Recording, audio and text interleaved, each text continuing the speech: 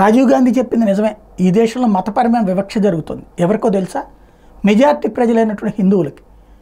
ముస్లింలు వాళ్ళ పండుగలన్నీ ఘనంగా నిర్వహించుకోవచ్చు, క్రైస్తవులు వాళ్ళ పండుగలు ఘనంగా నిర్వహించుకోవచ్చు, మైనార్టీలందరూ వాళ్ళ పండుగలు ఘనంగా నిర్వహించుకోవచ్చు. కానీ మెజారిటీ ప్రజలైన హిందువులు ఏ పండుగ నిర్వహించుకున్నా దానికి అబ్జెక్షన్ క్రియేట్ చేయడం, అడ్డంకులు సృష్టించడం అన్నటువంటిది ఐఎన్డీఏ కూటమి భాగస్వాముల యొక్క అలవాటుగా మారిపోయింది. దీపావళికి బాణాసంచా కాల్చొద్దు, దీపావళికి బాణాసంచా తయారు చేయడానికి వీల్లేదు, కాల్చడానికి వీల్లేదు అంటూ ఏదైతే ఐఎన్డీఏ కూటమిలో భాగస్వామి అయినటువంటి ఢిల్లీ ప్రభుత్వం, ఆమ్ ఆద్మీ పార్టీ ప్రభుత్వం ఆదేశాలు ఇచ్చింది. ఇక్కడే విశేషం ఏంటంటే, ఎందుకు అంటే పొల్యూషన్ అన్నటువంటి. సరే, సుప్రీంకోర్టు వాళ్ళకి కూడా అది ఎందుకో మరి వివక్ష అక్కడే ఉంటుంది, వద్దంటుంటారు. అసలు పాయింట్ ఏంటంటే, మొన్ననే ఆమ్ ఆద్మీ పార్టీకి సంబంధించినటువంటి సిసోడియా బెయిల్ మీద బయటకు వస్తే బాణాసంచా కాల్చారే, ఆ రోజున పొల్యూషన్ రాదు.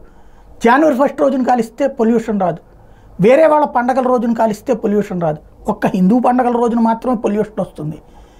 అయినా మన దేశంలో వివక్ష, హిందువుల వల్ల ఇతరులు గురయ్యారని చెప్పేటటువంటి దరిద్రం ప్రపంచమంతా చేసుకొస్తుంటారు రాహుల్ గాంధీ.